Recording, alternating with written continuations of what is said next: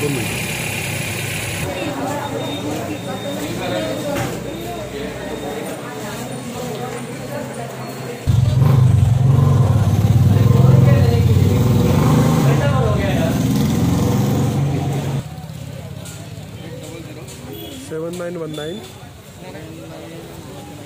सगळ्याला करून सांगून पैसे करा. 8 दिवस करा.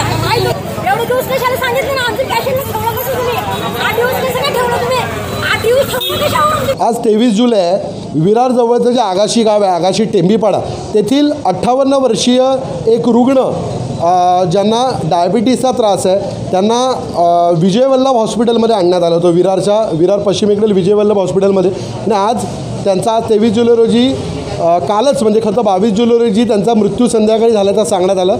आणि काल संध्याकाळपासून आतापर्यंत नातेवाईकांना नक्की कारण सांगण्यात आलेलं नाही किंवा आज 23 जुलै सकाळी आता जवळपास 12 वाजले आहेत तरी मृतदेह दिला नाही. एकूणच हा सगळा एक वाद या ठिकाणी निर्माण झाला. आपण त्यांच्या कुटुंबियांना विचारणार नक्की काय झालेलं. त्यांना फक्त डायबिटीज म्हणजे हाय झालेलं होता, त्यासाठी आणलेलं होतं आणि डायरेक्टली आम्हाला कोरोनाचा रिपोर्ट दिल्यामुळे तो खूपच आम्हाला धक्कादायक गोष्ट होती. तरीहीसुद्धा आम्ही क्वारंटाईन स्वतः घरात झालो, पण आमच्या पेशंटला आम्ही कळून दिलं नाही आहे की तुम्हाला कोरोना झाला आहे म्हणून. परंतु आम्ही सगळ्या सुविधा घरी करत होतो की कोणी आमच्या संपर्कात येणार नाही. आणि त्यासाठी आम्हाला एक इच्छा होती की ह्या लोकांनी म्हणजे एवढे पैसे डिपॉझिट भरायला लावले म्हणून आम्हाला असं वाटलेलं की आमचा पेशंट बरा होऊनच येणार. ही एक आम्हाला आस लागलेली होती, पण त्या आशेवर पूर्ण पाणी फिरलेलं आहे. कदाचित इथे इंजेक्शन न मिळाल्यामुळे किंवा त्यांची ट्रीटमेंट नीट न झाल्यामुळे होत असेल. म्हणजे ही आम्हाला खंत आहे. आम्हाला वाटते की आमच्यामुळे सुद्धा एक झालं की आम्हाला इंजेक्शन मिळालं नाही आहे. काल तुम्ही इंजेक्शन मागवलेलं पण ते ट्रॅफिकमध्ये गाडी अडकली, त्याच्यामुळेच आम्हाला तो उशीर झाला आणि ते इंजेक्शन यायला उशीर लागला. आणि तोपर्यंत ती परिस्थिती खूप क्रिटिकल झालेली आणि तोपर्यंत आले जेव्हा इंजेक्शन घेऊन त्यावेळेला इंजेक्शन देऊ शकले नाही कारण त्यांची इम्युनिटी पॉवर पूर्ण संपलेली होती. किती बिल झालं आणि आता किती कन्सेशन दिलं आणि गावातले सगळे लोक जमले तिकडे? गावातले लोक जमलेत ह्याचं कारण बिल कमी करण्यासाठी किंवा बिल खूप दिले ह्यासाठी नाही आहे. फक्त ह्याच्यासाठीच होतं की कोरोना पेशंट नसताना कोरोना ठरवला गेला आणि जर तुम्ही 1.5 लाख रुपये भरून जर बॉडी हातात द्यायला तयार होते तर खरोखर हा कोरोना नसणारच.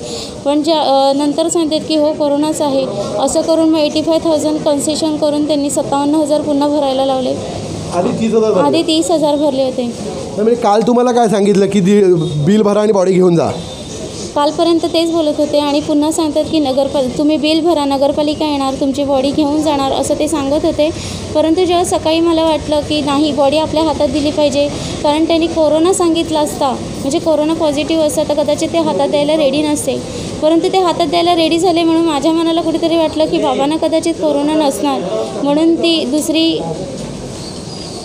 लोक मागवली गेली त्यांच्या टेस्टिंगसाठी आणि पुन्हा कोरोना पॉझिटिव्ह आहे असं सांगितलं गेलं.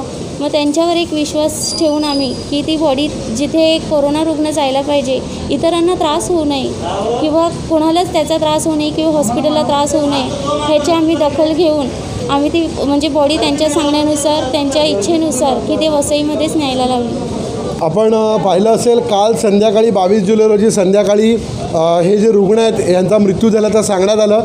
त्याच्यानंतर आज 23 जुलैपर्यंत मृतदेहाबाबत कोणता निर्णय घेण्यात आला नाही. आज ज्यावेळेस टेंबीपाडा गावातील अनेक लोक विजय वल्लभ हॉस्पिटलच्या बाहेर जमले, ग्रामस्थांनी संताप व्यक्त केला, पोलीस या ठिकाणी आले आणि त्यानंतर पोलीस प्रशासन, रुग्णालयाचे या विजय वल्लभ हॉस्पिटलचे अधिकारी आणि ग्रामस्थ यांच्यात चर्चा झाली. आपल्यासोबत हॉस्पिटलचे डायरेक्टर आहेत शैलेश पाठक. आपण त्यांना विचारणार आहोत क्या जानकारी है ये पेशेंट की पूरी हिस्ट्री, क्या आपकी साइड क्या है हॉस्पिटल की?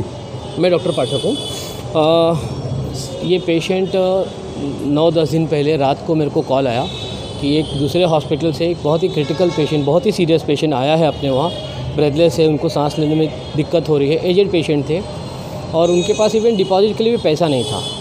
तो मैंने भी बोला रिसेप्शन को कि भाई पैसे वैसे बाद में देखो, पहले पेशेंट को आप एडमिट करो. तो सिर्फ 5,000 डिपॉजिट पे हमने इस पेशेंट को एडमिट किया. पेशेंट 58 ईयर्स ओल्ड था, डायबिटिक था. जब एडमिशन हुआ उनका तब उनका डायबिटीज़ 550 था, 550.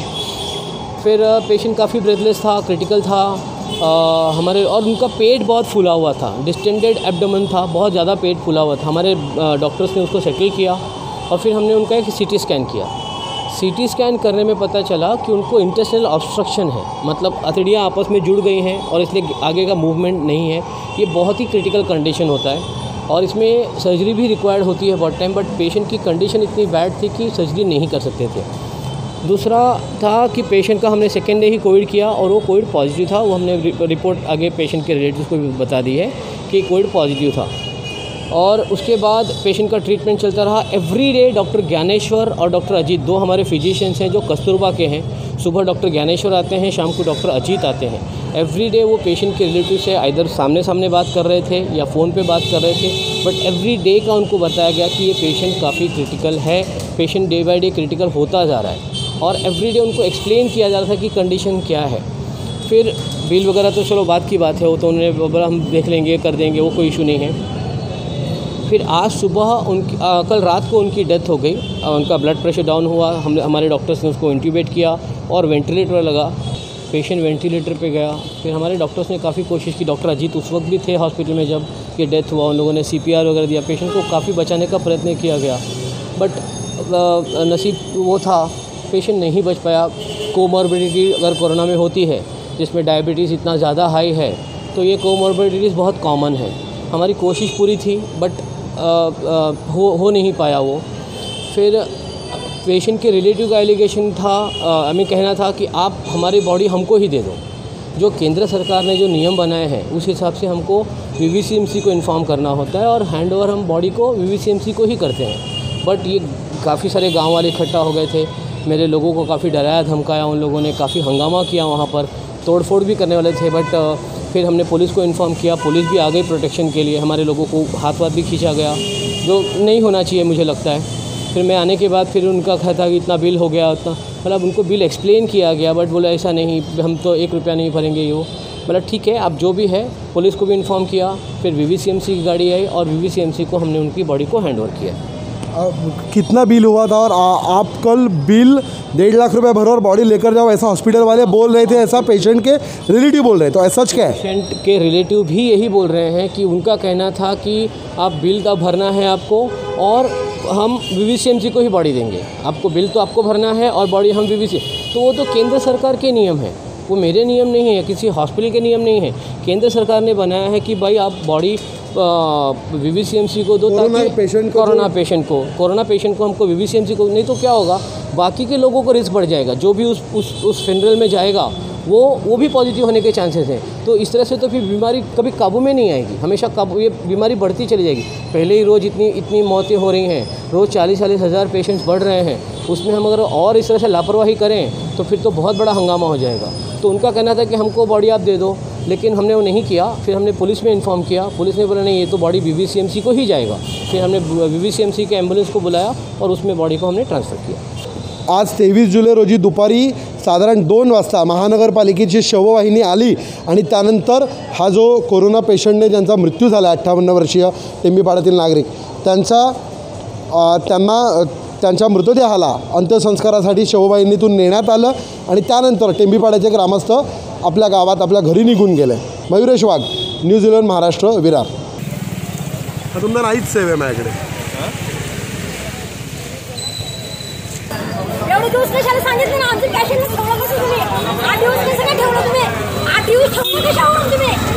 बोलतो मी 8 दिवस कशावर ठेवलं? पॅशंटला जाणे करू ना, 3 दिवस झाल्यावर तुम्हाला काय करतो ना? हा, एका आम्हाला मूर्ख शिकवतात का?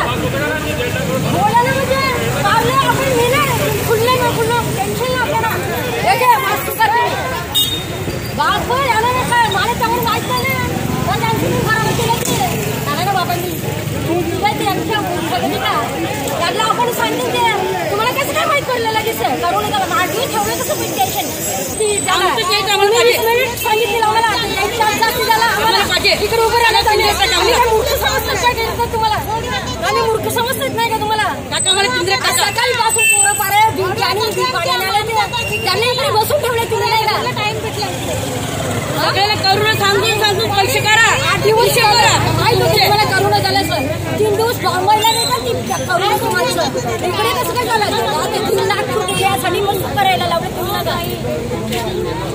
ढिंगाणा करणारच बाबू. आता आमचं या तुम्ही मग काय करायचं मग बाबू.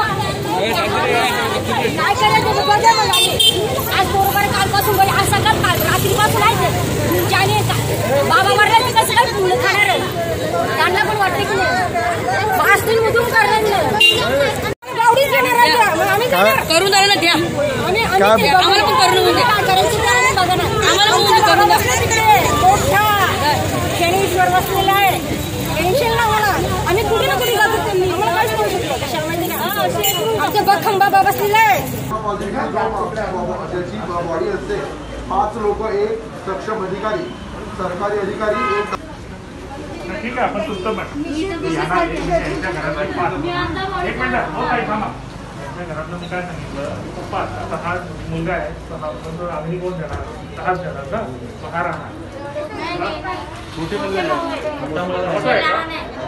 तुम्ही किती दोघे राहा पण कोण आम्ही द्यायचा तुमचा डिसिजन नाही डिसिजन तुम्ही घ्या लहान देतो किंवा मोठा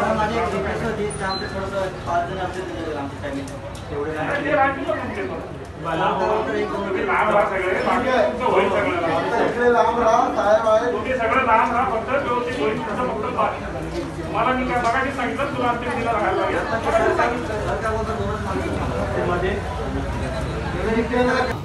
बेड नहीं है तो आप एक्सरे निकाल के ये हॉस्पिटल में जाओ करते हैं और नेगेटिव आता है ओके लेकिन उसके एक्सरे में दिख रहा है तुम्हाला काय सिम्पटम्स असतील पण तुम्ही जवळ गेले असतील ना 14 दिवस 28 दिवसांपर्यंत ते राहू शकते